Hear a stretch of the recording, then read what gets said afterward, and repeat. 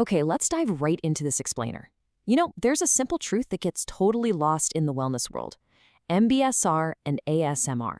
They can both reduce stress, but treating them as identical tools, yeah, that is a major mistake. So today, we're unpacking the science behind both of them. We're going to break down exactly what they do, why they work, and how they can actually complement each other. Let me ask you this. Is your mind ever just way too full to meditate? Have you ever sat down on a cushion, closed your eyes, and instantly started, I don't know, aggressively planning out your grocery list? We've all been there. Sometimes you're just simply too tired. Your shoulders are tight, your brain is racing a mile a minute, and you just need some help calming your physical body down before you can even attempt to find your zen. If that sounds familiar, well, you are in exactly the right place.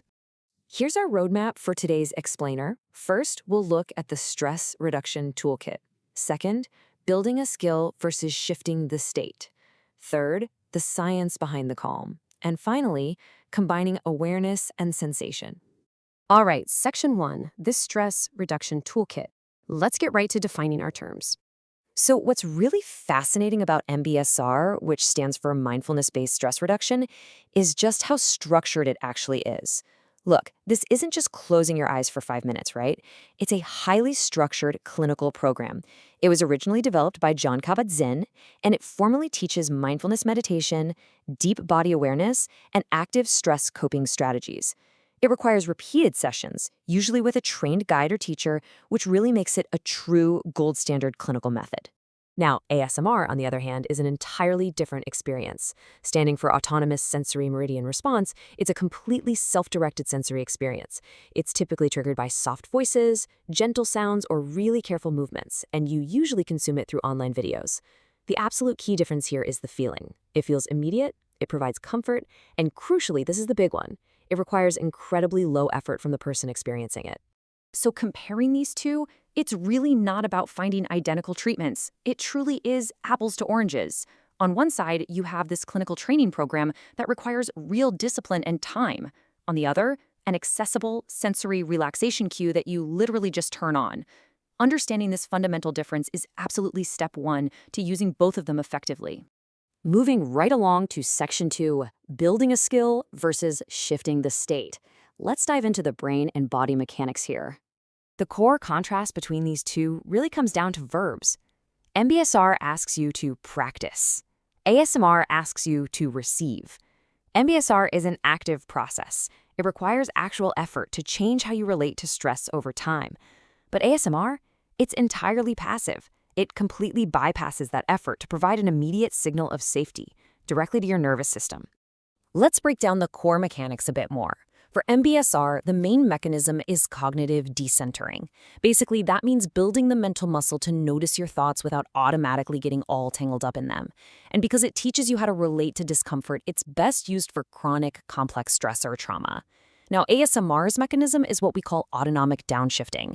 Think of it like a manual override switch for your nervous system. It uses predictable sound to quickly lower your physical state, so it's best used when your immediate barrier is over-arousal. Those times when you are simply way too tired and tense to function. All right, section 3, the science behind the calm. Let's take a look at the published research. It's important to note that both of these tools are backed by serious clinical timelines. Now, MBSR definitely has a massive head start. Way back in 1982, John Kabat-Zinn showed that meditation training supported patients dealing with chronic pain. By 2013, Hoge and colleagues demonstrated its incredible benefits for generalized anxiety disorder. And just a year later, a huge JAMA internal medicine review found moderate evidence that meditation programs actually improve anxiety, depression, and pain. Now, the ASMR research, it's a lot younger, but it is very real. By 2018, Poerio and colleagues proved that ASMR responders physically show reduced heart rates during viewing. And in 2022, Smichka and Wiggs found that it tangibly improved relaxation and mood. So science validates both of them, just in very different ways. We do need to be realistic about safety, though. Neither of these is some kind of magic wand, right? And neither should ever replace professional mental health care if you're dealing with severe stress, trauma, anxiety disorders, or depression. If you try MBSR and you find the practice actually triggers distress, you should absolutely seek trained support. As for ASMR, treat it as a low-risk, everyday tool, keep the volume low, and keep your expectations realistic. Okay, section 4, combining awareness and sensation. Let's look at an actionable framework for you. Many people cannot begin with silence. Silence can make worry louder. I love this quote because it perfectly captures exactly why traditional meditation frustrates so many people. When your baseline is high stress, jumping straight into a totally quiet room can feel agonizing. ASMR is incredibly practical here because it provides this soft, predictable object for your attention. It basically gives your nervous system a gentle, outside cue to follow when the silence inside your head is just way too loud. So how do we actually use them together? Well, it comes down to a strategy called the layered approach. Step 1.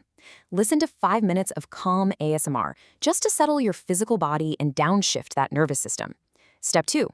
Once the edge is off, you shift into 2 minutes of mindful breathing. And step 3, if thoughts pop up, you don't fight them, you just notice them. And hey, if your body tenses up again, you simply return to the ASMR sound. You're using ASMR for the initial state change, and then you use mindfulness for the actual skill building. It's a fantastic combo. You do need to watch out for a couple of common traps, though. The first one is meditation pressure. This is when mindfulness becomes like a performance metric, and you find yourself angrily asking, why am I not perfectly calm yet? The second trap is ASMR avoidance. That's when you rely so heavily on external input that you start thinking you literally cannot feel anything or relax unless you keep playing a video. The healthy middle ground here is flexibility. Just notice what's happening without forcing performance or constantly seeking an escape. Ultimately, these two tools sit beautifully beside each other for your daily stress hygiene. One trains the mind to stay present and relate to discomfort. The other gives the nervous system a soft place to land. You really don't have to choose between clinical structure and sensory comfort. You can let MBSR teach you awareness while letting ASMR offer you that immediate support. So I want to leave you with this question to chew on as you build out your own toolkit. Do you prefer structured mindfulness practice, ASMR relaxation, or maybe a combination of both? Take a moment to think about what your body and mind actually need right now. If this explainer helped clarify these tools for you, make sure to dive into more of our content exploring the science of well-being. Thanks so much for joining me, and I will see you in the next one.